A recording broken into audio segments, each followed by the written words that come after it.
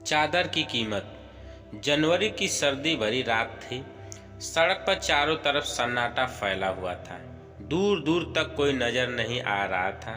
बीच बीच में सिर्फ कुत्तों के भौंकने की आवाज आती थी, जो कि सड़क की सन्नाटे को बीच में से चीर रही थी। लेकिन सड़क के किनारे बनी झोपड़ी में वह बूढ़ी माँ अपने बच्चे के साथ किसी तरह उस ठंड से बचने की कोशिश कर रही थी। लेकिन फटी चादर और झोपड़ी में से आने वाली सर्द हवाएं उस माँ बेटे के जीवन की बार बार परीक्षा ले रही थी।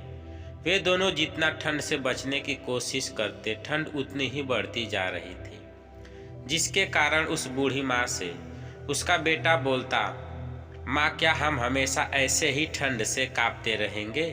क्या हम लोगों के पास अपना पक्का घर और ओढ़ने के लिए कभी चादर नहीं होगा क्या?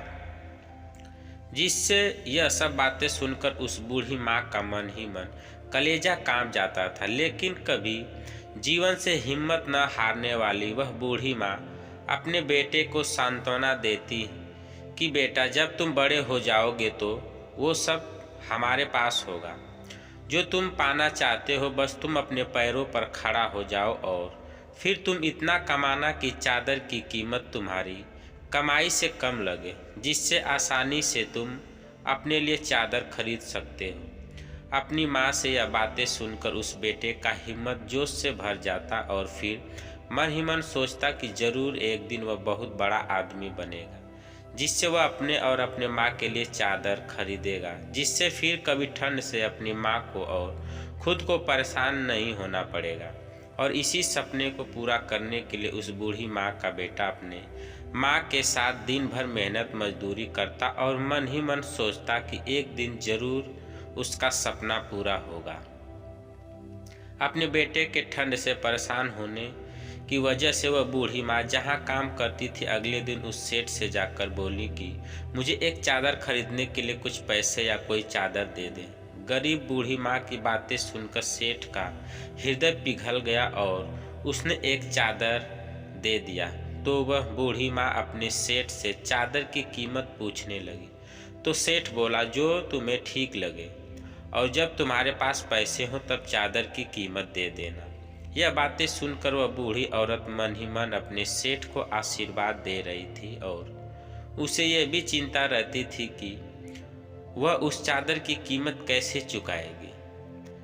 समय बीतता गया। उस बूढ़ी माँ के हाथ पांव पहले के मुकाबले कमजोर हो गए और वह लड़का बड़ा हो गया, जिससे अब वह लड़का अपनी बूढ़ी माँ को काम पर नहीं जाने देता और खुद को इतना काबिल बना लिया था कि वह पढ़ना लिखना जान गया था, जिसके कारण उसे उसी सेठ के यहाँ नौकरी मिल गई।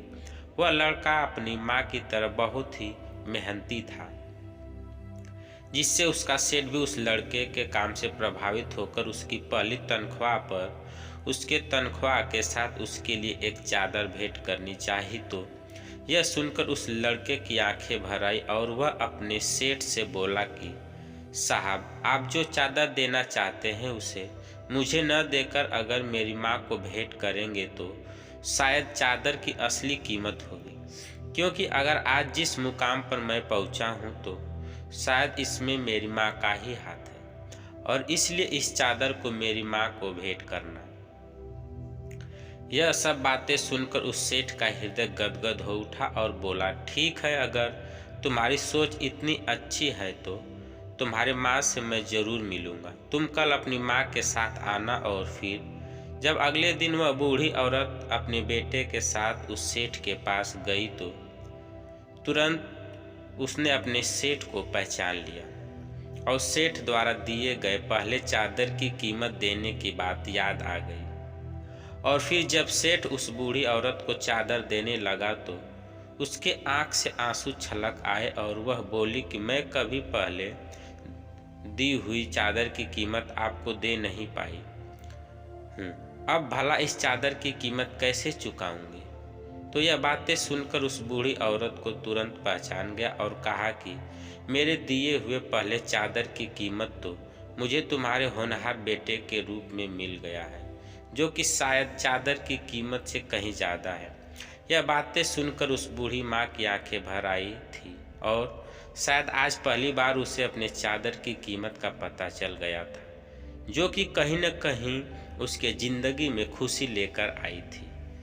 सीख: अक्सर हर इंसान की शुरुआत दुखों से ही होता है, लेकिन जो लोग अपने कर्म पर अडिग रहते हैं और जिनके मन में यह विश्वास होता है कि एक दिन उनका वक्त जरूर बदलेगा, उन्हीं लोगों के जीवन में खुशियों का बदलाव देखने को मिलता है। शायद जब हम अपने दुखों की हालत में होते हैं तो किसी चीज़ का वास्तविक मोल पता होता है, लेकिन उस दुख के पलों की कोई कीमत नहीं होती है, क्योंकि दुख में किया गया मदद हमेशा सुखों की ही नींव होती है। और जो लोग अपने दुखों से संभल जाते हैं वही लोग सुख के अधिकारी होते हैं। इसलिए जीवन में चाहे कितनी भी विपत्ति क्यों न आए, लेकिन कभी भी हमें सच्चे कर्म पथ को नहीं छोड़ना चाहिए। यही हमारे सच्चे कर्म हमारे सुखों की शुरुआत होते हैं। दोस्तों, कहानी कैसी लगी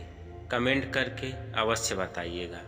अगर आप चैनल पर नए हैं तो चैनल को सब्सक्राइब करें। वीडियो को पूरा देखने के लिए धन्यवाद।